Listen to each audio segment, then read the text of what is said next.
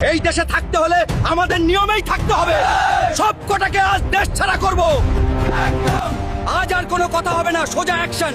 হিন্দু রাষ্ট্রে থাকতে হলে আমাদের কথা মতো চলতে হবে। নমস্কার দাদা। আজ আমরা একটা চূড়ান্ত সিদ্ধান্ত নিয়ে এসেছি, শুধু আপনার সাপোর্ট চাই। কি এমন সিদ্ধান্ত নিলি তোরা যে এত রাগান্বিত হয়ে আছিস? দাদা, দেশ থেকে সব মুসলমানকে তাড়াতে হবে। আমরা এই দেশকে হিন্দু রাষ্ট্র হিসেবে গড়তে চাই। দারুণ আইডিয়া। আমি তো পুরো দস্তুর তোদের সাথে আছি। কাজটা তাহলে নিজেদের পাড়া থেকেই শুরু হোক। সবার আগে চল ওই মেকানিক আব্দুলকে ঘাট ধাক্কা দিয়ে বের করি। আরে না না দাদা, আব্দুল ভাই তো বিপদের বন্ধু, ওর তো কোনো দোষ নেই। হ্যাঁ দাদা, আমার স্কুটিটা মাঝ রাস্তায় খারাপ হলে ওই আব্দুল ভাই তো এসে ঠিক করে দেয়। না না, তাকে মারা যাবে না। আচ্ছা ঠিক আছে, তাহলে ওই গাড়ির ড্রাইভার আফজলকে পেটাই, চলো।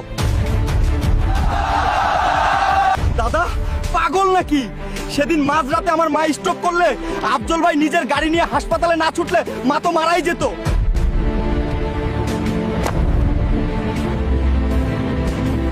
কি হলো বীর পুরুষেরা?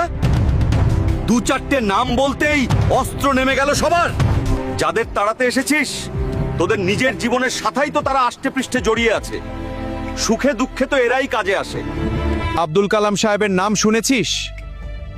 মিসাইল দিয়ে দেশকে বিশ্বের দরবারে বসিয়েছিলেন। উনিও তো একজন মুসলমান ছিলেন। 1965 সালের যুদ্ধে শহীদ আব্দুল হামিদ নিজের জীবন বাজি রেখে দেশের জন্য 70 ট্যাঙ্ক উড়িয়ে দিয়েছিলেন। ভুলে গেলি সব? আমি পলিটিক্স করি, আমি নেতাগিরির নোংরামিগুলো ভালো করেই জানি। তোদের শুধু ব্রেন ওয়াশ করা হচ্ছে রে। যারা তোদের খেপিয়ে রাস্তায় নামিয়েছে, খোঁজ নিয়ে দেখ। তাদের ছেলেমেয়েরা ঠিকই নামি দামি স্কুলে পড়ছে, বিদেশে সেটেল হচ্ছে।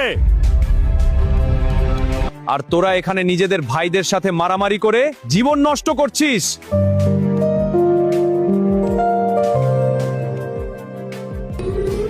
দাদা, আপনি ঠিক বলেছেন, আমাদের চোখ খুলে গেছে। আসলে হিন্দু বা মুসলমান কেউ খারাপ নয়, আমরা সবাই সাধারণ মানুষ।